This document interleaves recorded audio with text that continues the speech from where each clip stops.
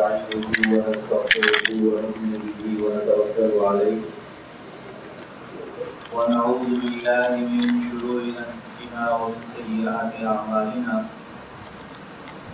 من يهده الله فلا مضل له ومن يضلل فلا هادي له ونشهد أن لا إله إلا الله وحده لا شريك له ونشهد أن سيدنا ومولانا محمدا عبده ورسوله صلى الله تعالى عليه وعلى آله وصحبه أجمعين. أما بعد فأعوذ بالله من الشيطان الرجيم. بسم الله الرحمن الرحيم. شهر رمضان الذي أنزل فيه القرآن هدى للناس وبينات من الهدى والفرقان. وقال النبي صلى الله عليه وسلم من صام رمضان إيمانا واحتسابا غفر له ما تقدم من ذنبه أو كما قال عليه الصلاة والسلام. محترم حاضرین و معزز سامعین،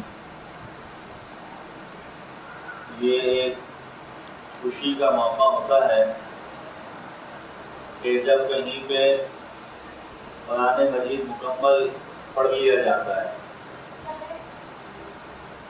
اللہ کے حبیب پیغمبر سرکار دو عالم صلی اللہ تعالی علیہ وسلم کے اس امت پر بہت احسانات ہیں. ان میں ایک بہت بڑا احسان آپ نے یہ فرمایا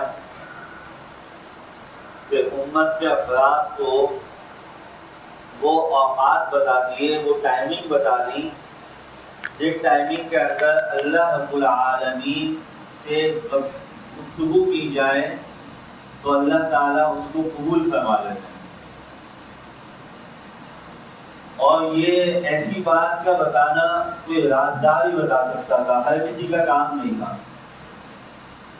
اور آپ کو معلوم ہے کہ جناب نبی کریم صلی اللہ علیہ وسلم سے بڑھ کر اس ساری کائنات کے اندر اللہ رب العالمین کے ساتھ رازدار کوئی اور ہو ہی نہیں سکتا. اور پھر آپ رسول اللہ صلی اللہ علیہ وسلم اپنی امت کے لیے رحمت للعالمین ہیں، ساری امت کے لیے رحمت للعالمین. تو آپ نے یہ بہت بڑا احسان کا معاملہ فرمایا کہ اپنی امت کے لوگوں کو اللہ سے مانگنے کے اوقات بتا دیے. کہا دیکھو فلاں وقت اگر اپنے اللہ کو سے تم نے بات چیت کی نا تو وہ قبول کر لیں گے، فلاں وقت اگر تم نے درخواست کی نا وہ لوگ اللہ قبول کر لیں گے. یہ بڑی عجیب بات ہے، سمجھنے کی بات ہے، یہ بہت قیمتی بات ہے.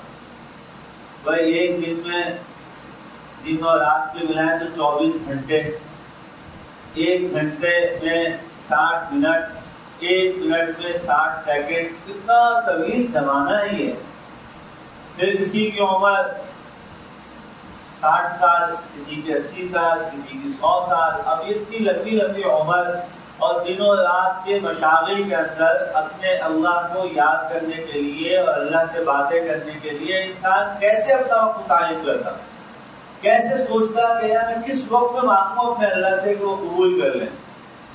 تو جناب نبی کریم صلی اللہ علیہ وسلم کا یہ بہت بڑا احسان ہے، بہت بڑا احسان ہے کہ انہوں نے ہمیں کچھ اوقات بتائے. فرمایا دیکھو بھائی فلاں وقت میں اگر تم بیٹھے نا اپنے اللہ کے سامنے وہ قبول کر لیں گے، فلاں وقت میں بیٹھے نا تو قبول ہو جائے گا، فلاں وقت میں بیٹھے نا تو تمہاری دعا رد نہیں ہوگی. یہ الفاظ استعمال فرمائے کہ اللہ فلاں فلاں اوقات کے اندر دعا کو رد نہیں کرتے، رد نہیں کرتے. کیسی عجیب اللہ کے حبیب علیہ السلام کی جو ہے وہ ہم پر شفقت اور عنایت ہو گئی. تو ان اوقات میں ایک بہت قیمتی وقت کو یہ وقت بتایا کہ جب کہیں کوئی قرآن مجید مکمل کر لے. اسی طریقے سے ایک وقت بتایا جب کہیں کوئی تلاوت کرے اور تلاوت کو ختم کر لے، اپنی تلاوت کر رہے. ایک آدمی کا معمول ہے کہ وہ روزانہ ایک صفحہ تلاوت کرتا قرآن مجید، وہ بھی اس حدیث میں آ جائے گا اگر وہ اپنی تلاوت کے بعد ہی ہاتھ اٹھا کے دعا مانگتا ہے نا تو اس کا کام ہو گیا، اس کی دعا اللہ رد نہیں فرمائے۔ اسی طریقے سے آج کل رمضان کے ایام ہیں، بہت قیمتی دن چل رہا ہے، بلکہ اب چل کے آنے اب تو ختم ہی ہونے والے ہیں۔ اللہ تعالیٰ نے فرمایا تھا ایام معدودات، چند گنتی کے دن ہیں۔ تو ہم لوگ کہتے ہیں ایک مہینہ ہے رمضان کا، ایک مہینہ کہاں ہے مہینہ رمضان کا؟ رمضان تو آتا ہے اور جاتا ہے، آتا ہے اور جاتا ہے۔ اصل بات تو اللہ کی ہے، اللہ نے رمضان کا مہینہ نہیں کہا، اللہ نے روزے رکھنے کے لیے مہینہ نہیں کہا کہ جہاں اللہ نے ارشاد فرمایا تم لوگ روزے رکھ لو، تم لوگ اللہ کے اچھے لوگ بن جاؤ گے، اللہ کے نیک بندے بن جاؤ گے، وہاں اللہ نے یہ نہیں کہا کہ ایک مہینے کا تو معاملہ ہے روزے رکھ لو ایک مہینے کے۔ اللہ نے استعمال فرمایا ایام معدودات، فرمایا چند دن ہے بھائی، چند دن، چند دن۔ اور کیسے ہیں چند دن آپ دیکھ لیجیے، ایسا لگتا ہے ابھی تو پہلا روزہ رکھا تھا اور آج جو ہے الحمدللہ 24 روزے ہو گئے، بالکل آتے اور جاتے ہیں، آتے اور جاتے ہیں۔ یعنی ہر قیمتی چیز کا وقت بہت تھوڑا سا ملتا ہے، بہت تھوڑا سا ملتا ہے۔ مثال کے طور پہ ایک آدمی کی شادی ہے، اب دیکھیے کہاں سے تیاری شروع ہوتی ہے، ارے بھائی منگنی ہو گئی ماشاءاللہ، ارے بھائی اب تو تعلیم دے ہو گئی بھائی، اب بھائی اب جو ہے نا وہ مائیوں بیٹھنے والی ہے، تو اب بھی یہ ہونے والا ہے، اب بھی یہ ہونے والا ہے۔ اور آپ دیکھیے کہ ہوئی شادی اور پتہ بھی نہیں چلتا، ایک ہی رات میں نکاح ہوا اور جناب سے یہ رخصت ہو گئی تھی، شادی ختم۔ خوشی کا وقت بہت تھوڑا سا، اس لیے بعض دلہنیں دعا کرتی ہے نا کہ شادی کے وقت میں اللہ نے جو خوبصورتی دی، جو حسن دیا دلہا کو یا دلہن کو، تو کیا کہتے ہیں بولے اللہ کر دے کہ یہ خوبصورتی اور یہ حسن ہمیشہ ہمیشہ باقی رہ جائے۔ ارے بھائی کیسے باقی رہے گا؟ خوشی کا وقت کا جو حسن اللہ کی عطا ہوتی ہے وہ تھوڑا سا وقت ہوتا ہے۔ بالکل اسی طریقے سے یہ رمضان کی برکتوں کا وقت بہت تھوڑا سا وقت باقی رہ گیا۔ ان دنوں میں بھی اللہ کے حبیب علیہ الصلوۃ والسلام نے 3 وقت بتائے، قبولیت کے 3 وقت، روزانہ 3 ٹائم ہے قبولیت کے۔ اور یہ 3 ٹائم کو اگر ہم اس پورے مہینے پہ لگائیں تو گویا کہ ایک مہینے میں ہمیں اللہ نے 90 وقت بتائے، 90 وقت دیے ہیں کہ ان 90 اوقات کے اندر اگر تم میرے سامنے بیٹھو گے تو میں قبول کر لوں گا۔ اور اس حدیث میں بھی رسول اللہ علیہ السلام نے یہی ارشاد فرمایا کہ اللہ دعا کو رد نہیں فرمائیں۔ ایک وقت قبولیت کا وہ افطار کا وقت ہے، افطار کے وقت کی دعا اللہ رد نہیں فرماتے۔ اور اس میں اللہ کے حبیب علیہ السلام نے جو ارشاد فرمایا ہے وہ لفظ ایسے حدیث کے اندر جس کو کہا ہے کہ جب افطاری تیار سامنے رکھی ہوئی ہو، اس وقت میں جب کوئی اپنے اس افطاری کی طرف سے توجہ ہٹا کے اپنے رب کی طرف اپنی توجہ کو لے جائے گا تو اللہ تعالیٰ دعا کو قبول فرمائیں گے۔ ہم لوگ اس چکر میں لگے ہوتے ہیں، ارے بھائی چاٹ مسالہ نہیں آیا، نمک کہاں ہے، دہی بڑے کیوں نہیں لا رہی، جلدی لے آؤ، پکوڑے بس کرو نا، اب آ جاؤ نا، سموسے کافی ہو گئے، ہم ان چکروں میں لگے ہوتے ہیں۔ صرف 4 یا 5 دن رہ گئے، صرف 4 یا 5 دن رہ گئے، یہ افطاریوں کی فکر کو ذہن سے اتار کے اللہ کے واسطے دعائیں مانگیے۔ یہ کوئی امت اور کوئی قوم بحیثیت مسلمان لے لیں، بحیثیت پاکستانی لے لیں، بحیثیت کراچی والے لے لیں، ساری قوم اس وقت پریشان، ساری قوم پریشان۔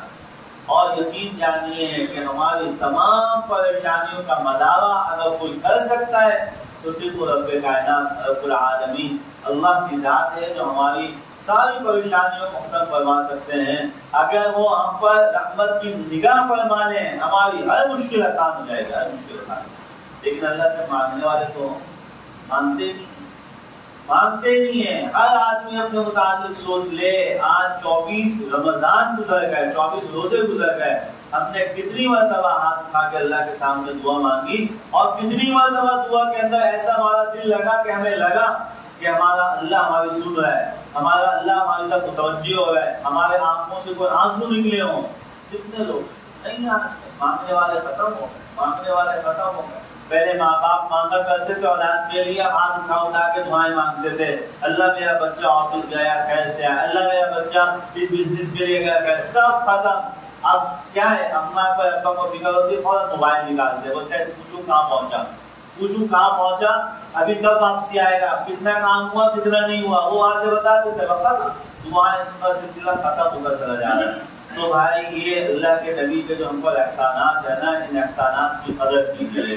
تو ایک وقت ان دنوں کے اندر افطار کا وقت ہے، اس وقت میں دعا مانگنے کا اہتمام کیجیے، اور اس کے لیے جو میں خود بھی کرتا ہوں اپنے گھر میں، اپنے تمام دوستوں کو بھی بتاتا رہتا ہوں، یہ جو چھوٹے چھوٹے بچے ہیں نا جن کے گھروں کے اندر وہ یہ تو ٹوکن ہے، ٹوکن اللہ سے منوانے کے لیے، ان سے منوائیے۔ آپ دعا میں کہیے کہ اللہ میرے بابا پریشان ہیں، ان کی پریشانی کو دور فرمائیں، اور ننھے ننھے بچوں سے کہو کہ بیٹا بولو آمین، بولو آمین۔ اللہ تعالیٰ، یہ معصوم بچے ہوتے ہیں، معصوموں کی دعائیں تو اللہ بہت جلدی قبول فرماتے ہیں، لیکن ہم جو ہے وہ انہی بچوں کو اس وقت کھیل کود میں چھوڑا ہوا ہوتا ہے۔ بچوں کو بٹھائیے، بچوں سے دعائیں کرائیے، افطار کے وقت کو قیمتی بنائیے، صرف 4 یا 5 دن رہ گئے۔ نمبر 2، دوسرا وقت سحری کا وقت ہے۔ سحری کا وقت کو کہا کہ سحری کا وقت ہی کہا کہ آخر لیل، رات کا آخری وقت جو ہے نا وہ سحری کا وقت ہوتا ہے، وہ قبولیت کا وقت ہے۔ اب ہمارے ہاں یہ سلسلہ ہوتا ہے کہ آخری منٹ تک گھڑیاں دیکھی جاتی ہیں کہ پانی کا ایک گلاس پینا ہے، پانی کا ایک گلاس آخری بالکل منٹ پہ پینا ہے پانی کا گلاس۔ امی یاد دلا دیجیے گا پانی کا گلاس، اچھا میں تھوڑی دیر کے لیے لیٹا ہوں، اگر آنکھ لگ بھی جائے تو 1 منٹ پہلے اٹھا دینا، پانی کا گلاس پینا ہے، پانی کا گلاس 10 گلاس پی لیں، اگر پیاس لگنی ہوگی تو لگے گی لگے گی۔ کتنی مرتبہ کتنوں کے ساتھ یہ ہوتا ہے کہ بغیر سحری کے روزہ رکھتے ہیں تو وہ روزہ نہیں لگتا، اور سحری کو ٹھوس ٹھوس کے کھاتے ہیں تو روزہ محسوس ہوتا ہے۔ بہت روزہ ستاتا ہے کہ بھائی اتنا آج تو بڑا مشکل روزہ ہے، ہر ایک سے پوچھتے ہیں وہ کہتے ہیں نہیں آج تو موسم بھی بہت اچھا تھا، مجھے پتہ نہیں یار مجھے کیوں اتنا روزہ لگ رہا ہے، آج تو بڑا روزہ لگ رہا ہے۔ کیوں بھائی؟ روزہ کیا روکنا اور روزے کی بس دینا، روزے کی طاقت دینا یہ اللہ کی عطا ہے، یہ ہمارے کھانے پینے سے کافی نہیں ہوتا۔ اس میں ہم ایک گلاس پانی کے چکر میں رہتے ہیں، ایک تو اپنے آنسو گرا دیجیے پانی کے قطرے، یقین جانیے کہ لاکھوں گلاس پانی سے زیادہ افضل ترین ہمارے ایک دو آنسو۔ وہ وقت بہت قیمتی وقت، بہت قیمتی وقت ہے میرے محترم دوستوں اور بزرگوں۔ میں اس لیے یہ بات عرض کر رہا ہوں کہ ہم میں بہت سے لوگ ہیں پریشان، بہت زیادہ۔ اب یہ کہتے ہوئے بھی عجیب سا لگتا ہے کہ بہت زیادہ کہتے ہیں، ہم سب پریشان ہیں، سب پریشان ہیں، کوئی اپنے مسئلوں میں ہے، کوئی اپنے گھر کے مسئلوں میں ہے، کوئی اپنے محلے کے مسئلوں میں ہے، کوئی اپنی بیٹیوں کے گھروں کے مسئلوں میں ہے، کوئی بیٹوں کے گھروں کے مسئلوں میں ہے۔ یہ سب مسلمانوں کا یہ حال ہے، اور مسلمان ساری دنیا کا مسلمان ایک جسم کی مانند ہے، اللہ کے نبی نے فرمایا۔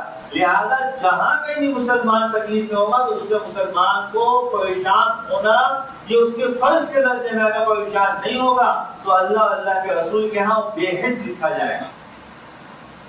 لہذا ہم سب کے اوپر پریشانیاں بنتی ہیں، ہمیں نہیں معلوم کتنے مسلمان ہمارے ہیں دنیا بھر کے اندر جو ظلم و ستم کا شکار ہیں، جو بھوک اور پیاس کے شکار ہیں، جو قحط سالیوں کا شکار ہیں، جو مشکلات کے شکار ہیں۔ کتنے دوست و احباب ہیں ہمارے محلوں کے اندر جو بے روزگاری کا شکار ہیں، کتنے دوست و احباب ہیں ہمارے دوستوں میں کہ جو بے اولادی کا شکار ہیں، جو گھر کی پریشانیوں کے شکار ہیں۔ کتنی بہن بیٹیوں والے ہیں جو رشتوں سے پریشان ہیں، جو کتنی بیٹیوں والے ہیں جن کی شادیاں ہو گئی اور بیٹی کے سسرال کے مظالم سے پریشان ہیں۔ کتنی مشکلات میں ہم لوگ ہیں، کتنی مشکلات میں ہم لوگ، اور سب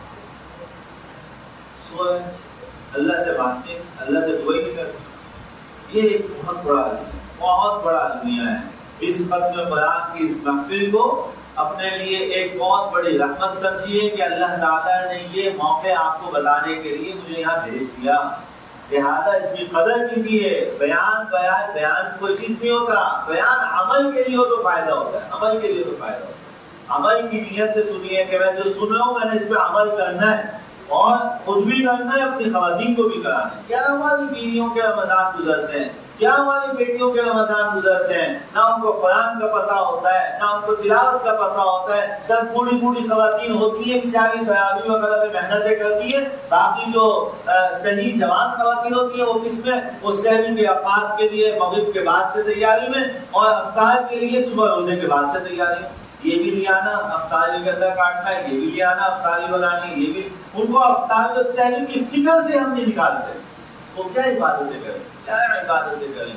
تو اس لیے توجہ کیجیے، کہیں ایسا نہ ہو کہ میرے ایک آدمی کے گناہوں کی وجہ سے ہمارا سارا محلہ مصیبت کا شکار ہو رہا ہے، کہیں ایسا نہ ہو کہ ہماری کچھ اپنی بدعملیوں کی وجہ سے ساری قوم مسلمان اس وقت پریشان ہیں، ہم میں سے ہر ایک توبہ کرے گا تو سب کو اللہ تعالیٰ رحمت نازل فرمائے، اس کی طرف توجہ کی۔ دوسرا وقت ہو گیا، تیسرا وقت رمضان کے دنوں کے اندر فجر کی نماز کے بعد کا وقت ہے، اشراق کی نماز کا۔ فجر کی نماز پڑھ لینے کے بعد سے لے کے سورج طلوع ہونے تک کا جو وقت ہے، یہ بہت قیمتی وقت، یہ بہت قیمتی وقت، اور اس وقت میں ہماری ساری قوم سو جاتی ہے، سب سو جاتے ہیں۔ کتنی عجیب بات ہے، سب سے زیادہ یہ وقت قیمتی کیسے ہے؟ رزق کی تقسیم اسی وقت میں ہوتی ہے۔ آپ کہیں پہ بھی چلے جاؤ، علماء سے پوچھ رہے ہیں، اور اب تو میں کیا کرتا ہوں کہ علماء سے کیا پوچھنا، اب تو گوگل صاحب ہر آدمی کی جیب میں موجود ہے۔ مولانا صاحب سے بڑے صاحب جو ہے نا آج کل گوگل صاحب ہیں، پہلے بچہ ہوتا تھا مولانا صاحب کے پاس جاتے تھے نام کیا رکھیں، اب فوراً گوگل صاحب کو پوچھتے نام کیا رکھیں، اب گوگل صاحب ہیں تو گوگل صاحب سے آپ پوچھیے اور معلومات کیجیے تو آپ کو معلوم ہوگا کہ بھائی یہ وقت حدیث کے اندر جتنی بھی حدیثیں رزق کی تقسیم کے اوپر اللہ کے حبیب نے بیان فرمائیں، نبی علیہ الصلوۃ والسلام نے رزق کی تقسیم کا معاملہ جو کہا ہے کہ اللہ اپنے بندوں کو رزق عطا فرماتے ہیں، تو اس کے لیے سب سے قیمتی وقت فرمایا کہ وہ فجر کی نماز سے لے کر اشراق کی نماز تک اصل رزق تقسیم ہوتا ہے۔ بعض روایات کے مطابق زوال تک کا بھی وقت ہے کہ زوال تک رزق کی تقسیم ہوتی ہے، لیکن اکثر روایتیں جو ہیں وہ طلوع آفتاب اس کو سارے قوم سوچتے ہیں۔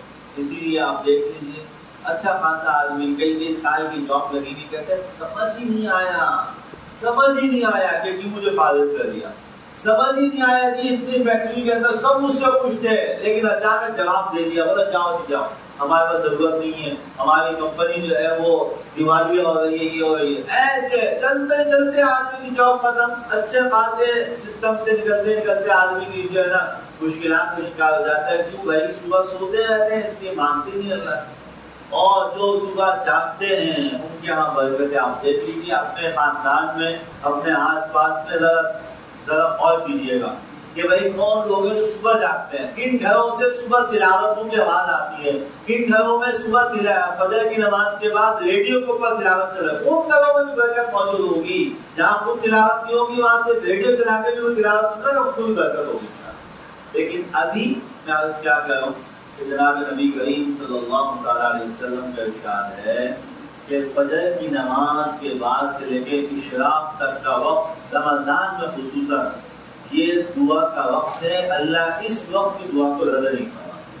اور وہ جو رات کے وقت میں نا آخری رات میں سحری کے وقت میں دعا، اس میں تو باقاعدہ یہ ارشاد فرمایا کہ رمضان کی ہر رات میں اللہ تعالیٰ اس وقت میں پہلے آسمان پر تشریف لے آتے ہیں اور وہاں سے باقاعدہ آوازیں لگاتے ہیں، ہر من سائل کہ کوئی ہے سائل، کوئی مانگنے والا، سائل کے معنی ہر آدمی سمجھتا ہے، فرمایا ہر من سائل کوئی ہے مانگنے والا، جواب اللہ خود دیتے ہیں کہ میں اس کو دوں گا، کوئی سائل ہو تو اس کو دوں گا، آؤ سائل بن کے سوالی بن کے آؤ مجھے، ہر من مستغفر کہ کوئی ہے اس استغفار کا طلب کرنے والا، اپنے گناہوں پہ رو کر توبہ کرنے والا کوئی ہے کہ میں اس کی بخشش کر دوں، اللہ تعالیٰ اللہ اعلان فرماتے ہیں، اور ہم لوگ سوتے رہتے ہیں یا الٹے سیدھے چکوں میں لگے رہتے ہیں۔ میرے محترم دوستوں بزرگوں، ان 4-5 دنوں کے لیے جو اب باقی ہے کہ رمضان کے افطار کا وقت ہو، سحری کا وقت ہو، اپنے موبائل اٹھا کے ایک سائڈ پہ رکھیے، خدا کے واسطہ اللہ کے سامنے بیٹھ کے دعائیں مانگیے،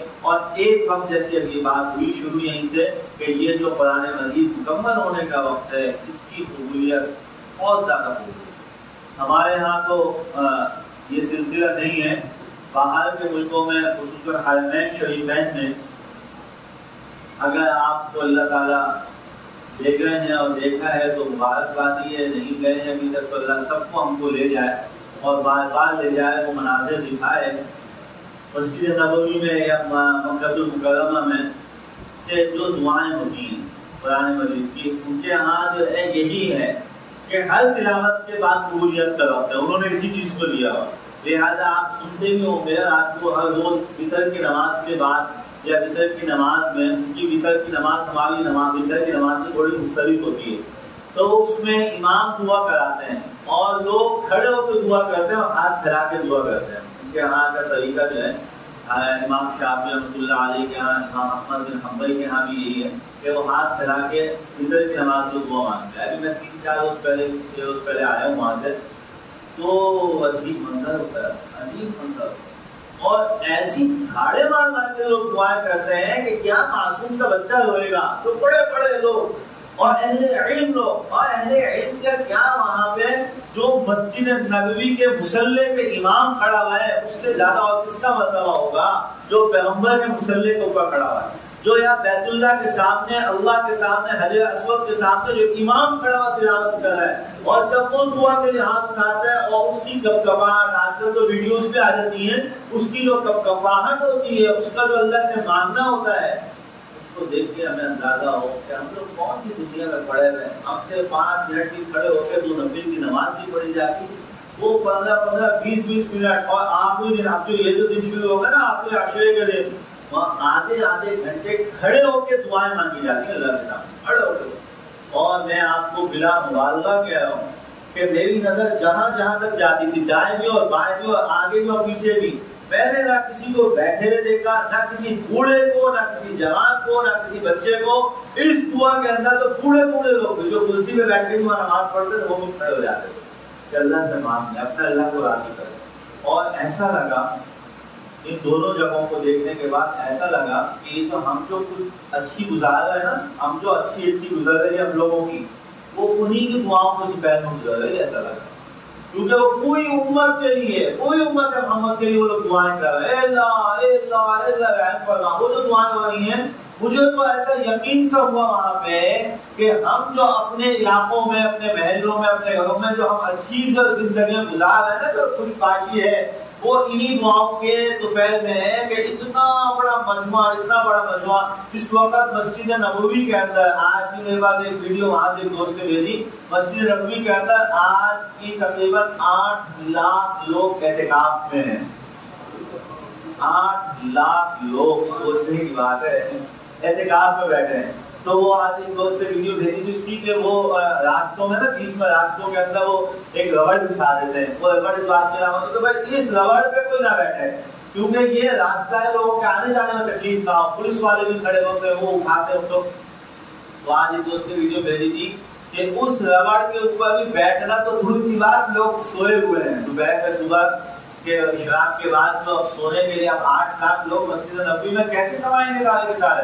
وہاں کل 10 لاکھ آدمی مسجد کے اندر جو ہے 10 لاکھ لوگوں کی نماز پڑھنے کی جگہ ہے. تو اس میں 8 لاکھ لوگ اعتکاف بیٹھ جائے. اعتکاف بیٹھنے والا ظاہر بیٹھا بھی ہے، لیٹے گا بھی، سوئے گا بھی. تو وہ پوری مسجد میں لوگ سوتے ہوئے آج کی وہ انہوں نے بھیجی، اتنے لوگ.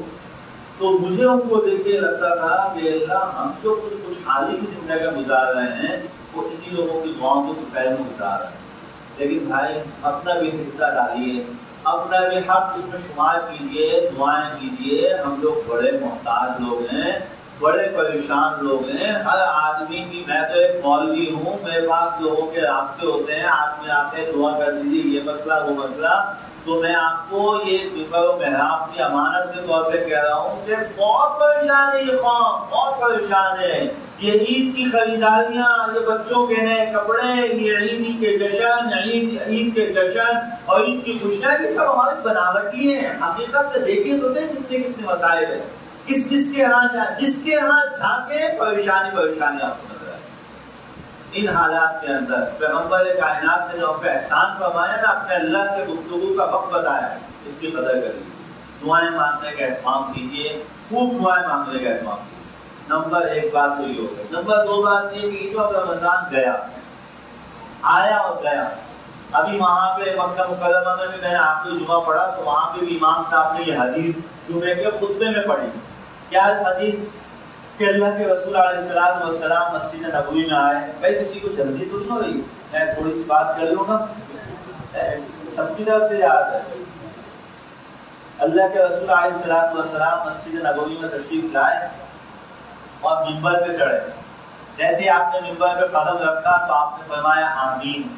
دوسرے پر قدم رکھا فرمایا آمین، تیسرے پہ قدم رکھا فرمایا آمین۔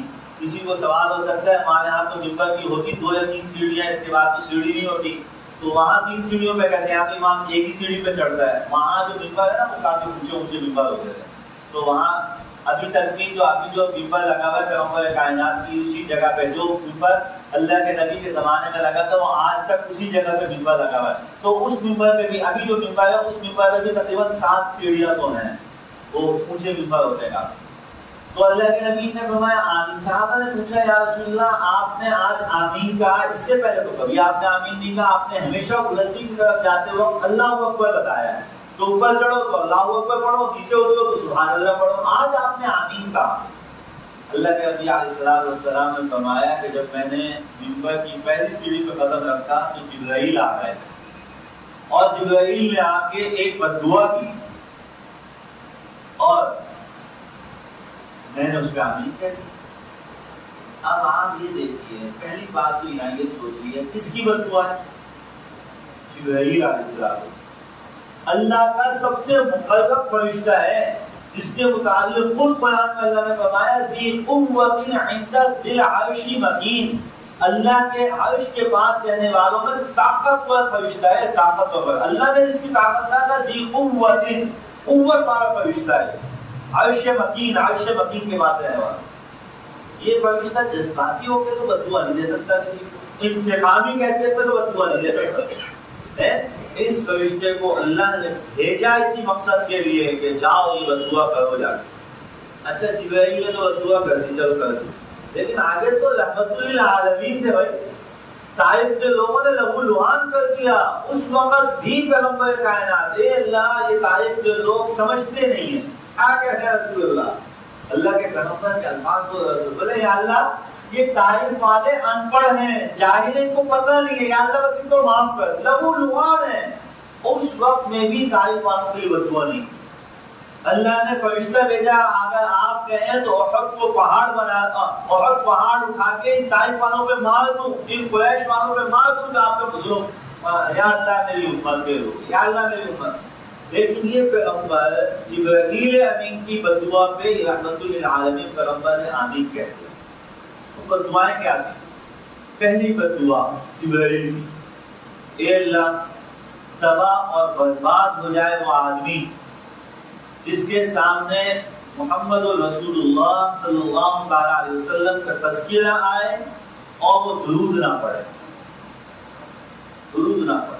ایسا معاملہ تھا یہ کہ آسمانوں سے اللہ نے اعلان فرمایا درود پڑھنے کا، اور فرمایا کہ جس نے نہیں پڑھا وہ تو برباد ہو جائے، اس کو حق نہیں ہے رہنے کا۔ اللہ کے نبی نے فرمایا آمین۔ دوسرا مسئلہ، جبرائیل امین کہہ رہے ہیں کہ یا اللہ تباہ اور برباد ہو جائے وہ آدمی، یہی حدیث میں الفاظ ہے، آپ کسی بھی حدیث کی کتاب میں اس حدیث کو تلاش کیجئے، اس کا اردو میں ترجمہ آپ پڑھیں گے تو یہی ترجمہ بنے گا، تباہ و برباد ہو جائے، خاک میں مل جائے وہ آدمی۔ کون سا؟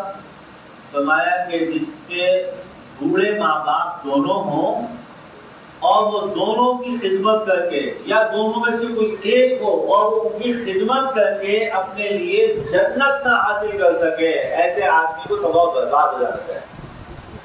کتنی خطرناک بات ہے۔ آج ہم میں سے کتنے دوست ہوتے ہیں ان کے ماں باپ ان سے ناراض ہیں اور چھوٹے چھوٹے مسائل پر ناراض ہیں، اور جو ہے وہ بالکل نہیں۔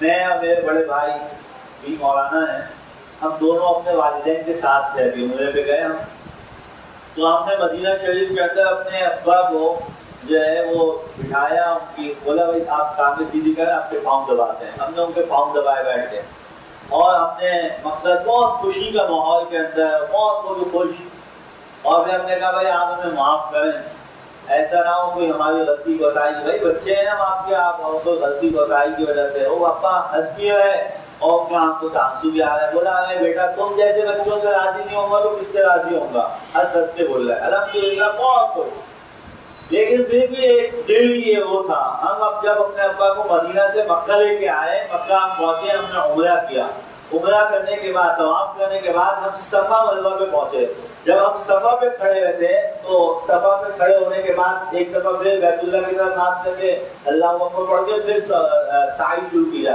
اس موقع پہ ہم نے پھر اپنا ابا دیکھا، کہ ابا جی اگر ہماری کسی غلطی سے آپ کسی سفر کے اندر کسی موقع پر اگر کوئی رنجش آپ ہمیں معاف. تو والد صاحب نے مجھے اور میرے بڑے بھائی کو، والدہ بھی ساتھ نہیں تھا، تو والد صاحب نے ہم دونوں کو بلا کے کہنے لگے کہ میں تم دونوں کو اس سفر کی پہاڑی کے اوپر گواہ بنا کے کہہ رہا ہوں کہ میں نے اپنی تمام اولاد کی تمام خطاؤں کو بالکل معاف کر دیا ہے.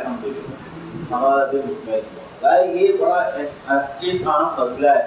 اگر بوڑھے ماں باپ ہیں، بوڑھے ہیں جوان، بوڑھے کا انتظار کرنے بیٹھ گیا بچے پتہ چلے، بوڑھے ماں باپ جس کے ہیں، اگر ماں باپ راضی نہیں ہے وہ آدمی رمضان کی برکتیں نہیں لوٹ سکتا، کتنے بھی سجدے کر لے. اللہ کے نبی نے کہہ دیا جبرائیل علیہ السلام کا بدعا کرنا اور رسول اللہ کا آمین کہنے کا مطلب یہ تھا کہ اللہ کے نبی نے اسٹیمپ لگا دی، ہاں یا اللہ یہ ہو جانا چاہیے. اور اللہ کے نبی کی بدعا کے بعد کیا بچے گا؟ کیا تباہ و برباد ہو جائے وہ آدمی جس کے بوڑھے ماں باپ ہوں اور وہ ان کی خدمت کر کے جنت کو نہ حاصل کر سکا. وہ آدمی کو زندہ رہنے، اس آدمی کو کامیابی کا سوچنے کا کوئی حق نہیں ہے. اتنی خطرناک بات، اتنی خطرناک بات. اس لیے اس کی طرف بھی بڑی توجہ کی. اور یہ جو اتنی زیادہ شدت کے ساتھ کہی گئی یہ بات، یہ اس کا لازمی نتیجہ یہ ہے کہ اماں ابا بھی تنگ کریں گے. یہ بھی ہوگا، اماں ابا بھی نخرے دکھائیں گے، مسئلے مسائل کریں گے، بیٹا یہ کیوں، یہ کس لیے، یہ کیا. اب بچہ بولے گا ابا آپ کو نہیں سمجھ میں آتی، لیکن آپ برداشت کرنی پڑے. سمجھ میں آتی نہیں آتی، اماں ابا کی طرف سے مسائل ہوں گے، ان کو برداشت کرنا پڑے گا، اسی میں جنت ملے گی اور انہی ماں باپ کی خدمت سے جنت ملے گی. دوسرا مسئلہ ہے. اور جب اللہ کے نبی علیہ السلام نے تیسرے سیڑھی پہ قدم رکھا پھر فرمایا آمین. کہا جبرائیل نے کہا کہ اللہ تباہ و برباد ہو جائے وہ آدمی جس کو رمضان جیسا مہینہ ملے اور پھر بھی وہ اپنی مغفرت نہ کرا سکے. یہ بھی مغفرت ہے. اس کا بھی لازمی نتیجہ کیا ہے کہ جس مسلمان کو رمضان کا مہینہ مل گیا، اس مسلمان نے رمضان کی عبادت کی قدر کر لی، اس کو اللہ بخشے گی ہی بخشے گی، لازمی بخشے گی، لازمی معاف فرمائے. پھر ہم لوگ کیوں رہ جاتے ہیں رمضان کے اندر بھی ہماری کیفیت کیوں نہیں بدلتی؟ کیوں ہم رمضان کے اندر اتنی خطرناک وعید ہے، اتنی خطرناک جبرائیل علیہ السلام کی بدعا اور رسول اللہ علیہ السلام کا آمین کہنا بہت خطرناک بات. اس لیے اب جو 4-5 دن رہ گئے ہیں اللہ سے مانگیے. مختلف جگہوں پہ ختم ہو رہے ہیں، 27 کو بھی ختم ہے، پھر 29 کو بھی ختم ہو رہے ہیں. مختلف مسجدوں کے اندر لوگ اعتکاف بیٹھے ہوئے ہیں. آپ کو اللہ نے ایک چھوٹی سی یہ مسجد دی ہے اپنے فلیٹوں کی مسجد، بڑی آسانی ہو گئی، عبادات یہاں ہوتی ہیں، لیکن بڑی بڑی مساجد میں جائیے تاکہ لوگ وہاں جا کے اس لیے کہ یہاں زیادہ لوگ ہیں، ان سب کے درمیان میں بیٹھ کے دعائیں کروں کو اللہ دعا قبول فرما لے. پتہ نہیں کتنے مجمع کے اندر کتنے نیک لوگ ہوتے ہیں، اللہ ان کے تو پہلے میری دعائیں بھی قبول فرما لے. اس کے لیے چاہیے. اور اس میں ساتھ ساتھ جو عرض کروں کہ جو کام کرنے کے ہیں تو آدمی اکیلا کر سکتا ہے. نمبر 1 درود شریف زیادہ پڑھیں، درود شریف کی کثرت کیجیے. اور درود شریف کے اندر چھوٹا سے چھوٹا درود بھی پڑھیں، لیکن پڑھیں کثرت سے پڑھیں. ہر آدمی اپنے اوپر لازم کرے کہ کم از کم 100 مرتبہ تو پڑھ ہی لے نا درود شریف ہوتا، اور 500 اور 1000 مرتبہ ہو جائے تو سبحان اللہ. بھائی رمضان میں بھی نہیں پڑھ سکے تو بھی کب پڑھیں گے. نمبر 2 بات، درود شریف کے بعد قل هو اللہ احد سورۃ الاخلاص کم از کم 100 مرتبہ تو پڑھ لیں، کم از کم 100 مرتبہ. بڑی عجیب کمالات والی صورت ہے یہ.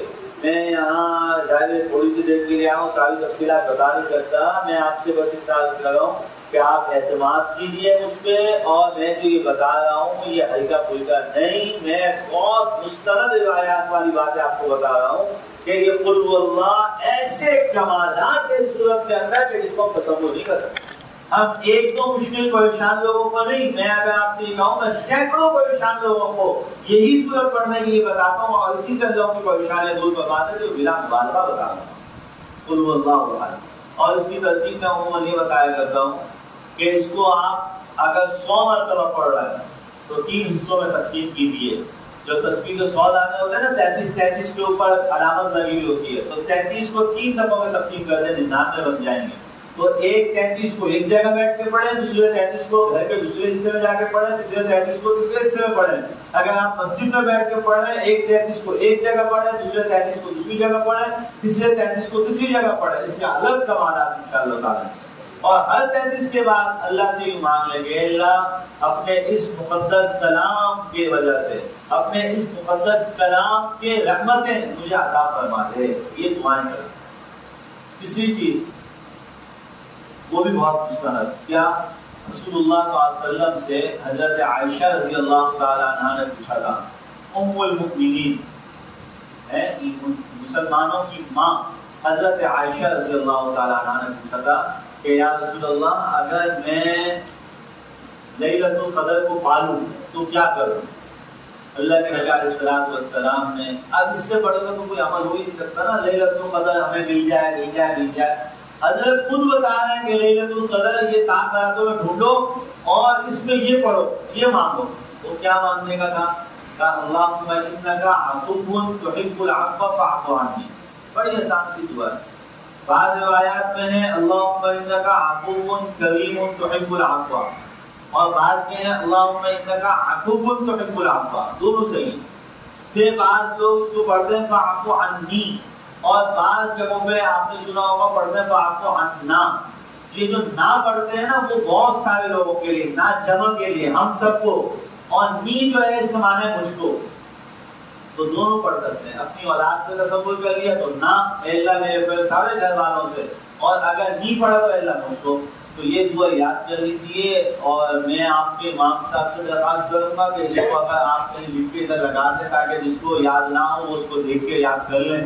اللہم انک عفو تحب العفو فاعف عنی. اس کا ترجمہ یہ ہے کہ اے اللہ آپ درگزر کرنے والے ہیں. درگزر کرنے کا مطلب تو سب اردو دار سمجھتے ہیں کہ یا اللہ آپ جانتے ہیں، دیکھتے ہیں ہماری حرکتوں کو، سب کاموں کو آپ دیکھتے ہیں. اس کے بعد یہ آپ ایسے ہو جاتے ہیں جیسے آپ نے نہیں دیکھا. اگر آپ ہماری ہر خطا کو دیکھ کر ہمارے کو تھپڑ لگائیں تو ہمارا کیا بنے؟ ہم تو گئے، ہم تو ہمارا تو بیٹا اللہ آپ درگزر کرنے والے ہیں. اور یہ درگزر کرنا آپ کا محبوب مشغلہ ہے. تو محبوب کا معنی یہ آپ کا محبوب پسندیدہ عمل ہے. فاعف عنی، لہذا اے اللہ آپ میرے ساتھ درگزر کا معاملہ کر لیجئے. آپ کا محبوب مشغلہ ہو جائے گا اور میری بیڑی بن جائے گی، میرا کام ہو جائے گا. میرے ساتھ یہ معاملہ کر لیجیے. یہ خود رسول اللہ صلی اللہ علیہ وسلم نے اپنی چہیتی زوجہ حضرت عائشہ صدیقہ رضی اللہ تعالی عنہا کو سکھائی ہوا اور ان کو بتائی، خصوصاً انہی راتوں کے اندر. اور میں آپ سے عرض کروں، میں نے ابھی میرے خیال میں 16 یا 17 تراویحیں پڑھی ہیں مکہ مدینہ کے اندر ان دنوں میں. تو میرے خیال میں کوئی ایک دن بھی وہاں کے اماموں نے اس دعا کا نعرہ نہیں کیا تراویح کی دعاؤں میں، بلکہ اکثر امام 3 مرتبہ اس کو پڑھتے تھے وہاں پہ، 3 مرتبہ اسی دعا کو. اور ایک امام صاحب نے تو ایک دن 7 مرتبہ اس دعا کو پڑھا، پڑھتے جا رہے تھے. جب آدمی سارے تصورات کو جمع کرتے ہیں نا، حضرت عائشہ پوچھ رہی ہیں، رسول اللہ سے پوچھ رہی ہیں، رمضان کے دن چل رہے ہیں، رمضان کے ایام چل رہے ہیں. حضرت عائشہ پوچھ رہی ہیں یا رسول اللہ رمضان کے دن جا رہے ہیں، آخری راتیں ہیں، لیلۃ القدر انہی راتوں میں ہے، میں کیا پڑھوں؟ اور پھر رسول اللہ، اچھا عائشہ تم کو لیلۃ القدر میں پڑھنا ہے، تم لیلۃ القدر سے فائدہ اٹھانا چاہتی ہو. جب یہ سارے تصورات کو آپ جمع کر کے مانگے ہیں کہ اب وہ پیغمبر کائنات کی جو زبان سے جو دعا نکلی تھی نا، میں وہی دعا جو حضرت نے اپنی زوجہ کو بتائی تھی نا، میں وہی دعا پڑھ رہا ہوں. تو آپ سوچئے کتنی لذت. اے اللہ یہ وہی کلمات ہے، وہی کلمات جو آپ کے حبیب، اس نے آپ کے حبیب اے اللہ آپ کے حبیب نے اپنی حبیبہ کو بتائی تھی. تصور بنے گا نہیں بنے گا؟ خود بخود کامیابی کی طرف ہم جائیں گے. اللہ تعالیٰ ہمیں سمجھنے کی توفیق عطا فرمائے، عمل کرنے کی توفیق عطا فرمائے. یہ جو قرآن مجید یہاں پڑھا ہے جن لوگوں نے، اللہ تعالیٰ سب کی طرف سے قبول فرمائے. جن لوگوں نے سنا ہے اللہ ان کی طرف سے قبول فرمائے، اس کی برکت عطا فرمائے. وآخر دعوانا الحمدللہ. آپ مولانا راشد قمر صاحب دامت برکاتہم کا بیان سن رہے تھے، جو کہ عارف باللہ حضرت مولانا شاہ حکیم محمد اختر صاحب رحمۃ اللہ علیہ کے مجاز بیت ہیں. حضرت کے دیگر بیانات سننے کے لیے وزٹ کیجیے ویب سائٹ bangemullah.com کو، یا فیس بک، ٹیلی گرام، ٹویٹر اور یوٹیوب پر بانگے ملا کو سرچ کیجیے. تمام بیانات iTunes کے پوڈ کاسٹ سیکشن میں بھی موجود ہیں.